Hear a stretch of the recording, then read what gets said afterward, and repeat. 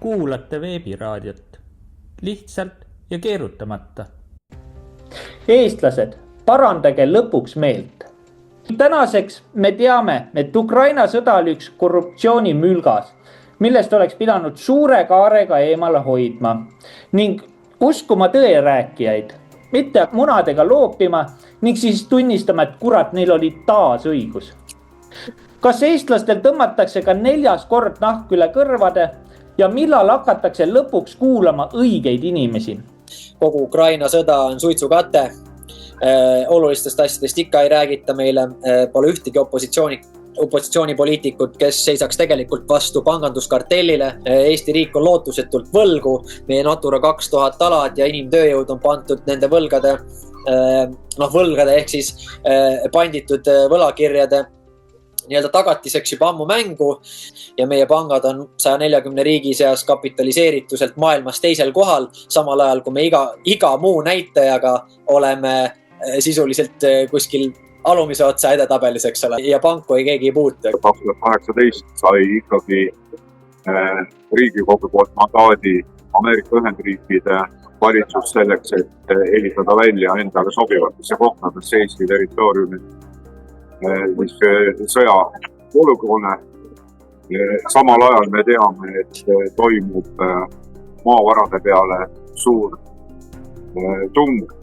Eestis neid maavarasid on, rahvas jääb natukene ette, kui tekib küsimus, et omavalitsused ei ole nõus, hakkavad vastu sellele, et maavarasid välja viia, siis sellisel juhul kehtestatakse järjekordne mingisugune sõjapolügoon kuskile neutraalalale.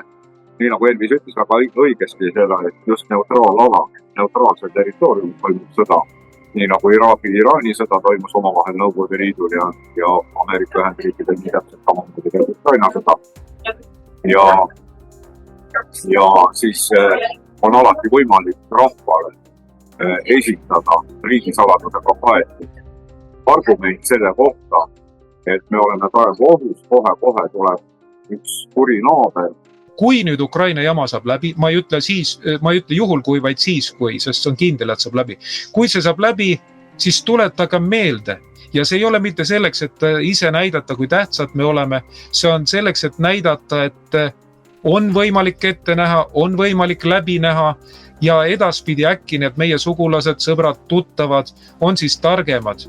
Et kui me ei saa aru, mida meile ette söödetakse, kui me seda läbi ei näe, siis me oleme järgmine Ukraina, sest ukrainlased ütlesid ise ka, et kuulge, et siin läheb jamaks teil Eestis, sest et need asjad, mis toimusid neil seal enne selle asja eskaleerumist, toimuvad täna Eestis. Ja ma ütlesin, et NATO on seal sees, siis mind tembeldati mingiks putinistiks ja muude sõnadega. Ja kui me hakkame seda ühisosa otsima, jõuame ühiskonnani, siis ma arvan, et meil eestlastena on veel lootust ja mitte vähe. Sest me oleme oma olemuselt ikkagi päris sitke rahvas. Lihtsalt see ajupesu praegu on nii suures ulatuses tänu sellele sotsiaalmeediale ja sellele, et me oleme infoühiskond, siis sellesse ühiskonda on väga lihtne sisse surada igasugu ajupesu teemasid. Ja ega meie ka need nii-öelda vandenõu analüütikud, me ka eksime.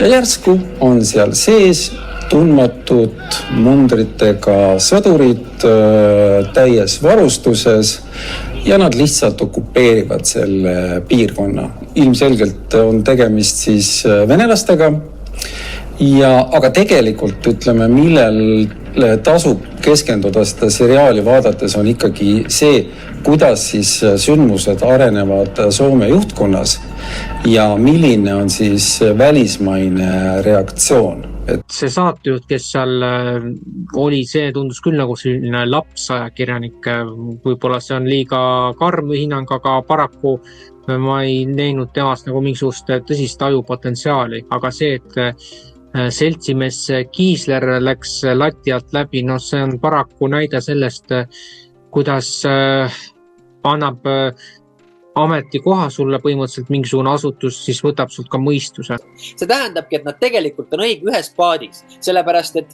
ette kunagi keegi ei räägi, et kohe miski tuleb ja kõige tähtsamad teemad ongi meil need samad pankade teemad, digitaalne idee ja inimese nii-öelda siis igavesse orjusesse aheldamine majanduslikus mõistes, aga selle eest keegi meid ei hoiata ja kui keegi seda teab, kuidas ja hoiatakski, siis mida kindlasti ei räägita süsteemi seest, meile näiteks ei lekitata infot selle kohta, kuidas seda vältida.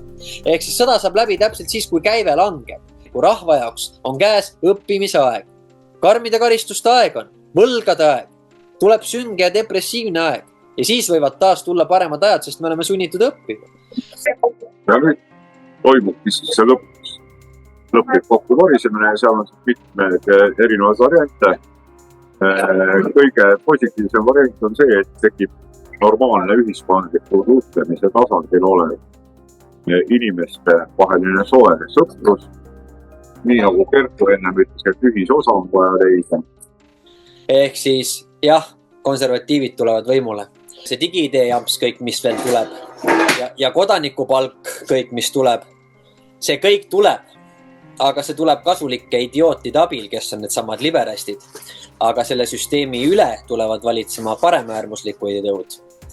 Pankurid, ultrakonservatiivid. Hoidke oma silmad kõrvad lahti just enne kõike konservatiivsete jõudude osas. Aeg on oma tiim puhtaks lüüa ja kõik pooltõdede rääkijad välja kutsuda. Ja ütlen seda, et me teeme uue riigi, aga enne me käime põhjast läbi. Aga see ei tähenda seda, et inimesed peaksid enda elule käega lööma ja ennast oksada vastupidi. Olen ikkagi optimist. Ei ole vabamöörlane.